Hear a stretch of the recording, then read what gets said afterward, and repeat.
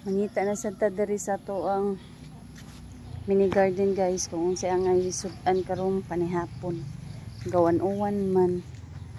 So mangita tag-utanon nga itong ipari sa sardinas, kay ako ang plano is mag sardinas lang, then parisa na nako utanon. So mananaw ta diri sa mga gamay garden. So daghan naman sa dang atong alugbati diri. Ato na lang butang alugbati ang ato ang sardinas. Pait sad kayo kay nakapalit ko buwad sa merkado pertigyon tab-anga. So ganahan ko sa alugbati pero buyag lang ba kay lapyo kayo. Napay jud dito. So mo ni akong sagol sa ako ang sardinas.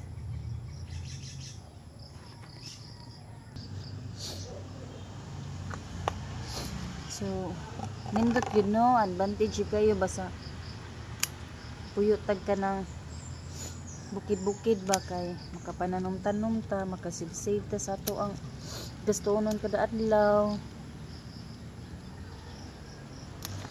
Karong panahon na sus purtig yung kalisod, mga palitonon astang kamahal, grabe na gyud.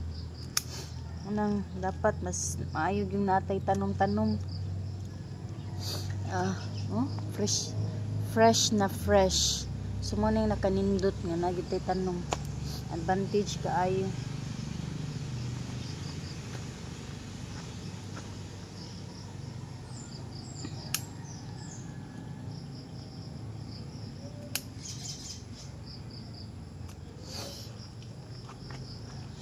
Kabalo mo guys no, kanang kuan sardinas lang ako ipares ani. Dayon kuanan dayon parisan din ako og kanang buwad. Lami na kaayo ang sudan. So ano lang, maningkamot lang gyud ta, kugi lang gyud ta kada adlaw. Nya sabayan sa gyud nato og pananom-tanom para makasave-save gyud ta sa gastoon.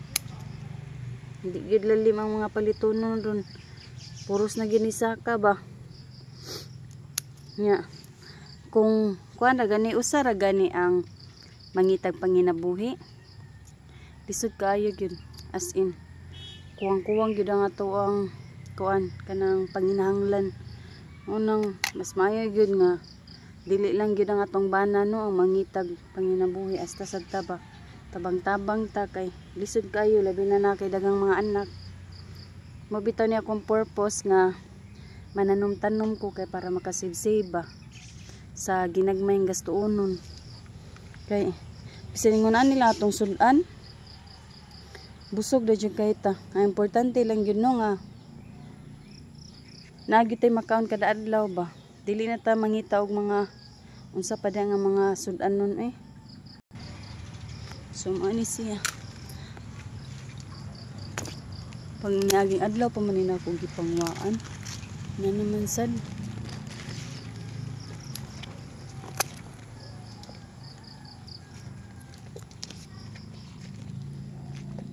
So presko kayo. Ang kini lang sa dang ako ang gikuha.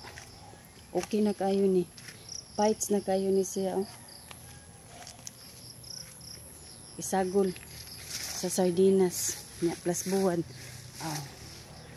Paksit ng bahaw ani.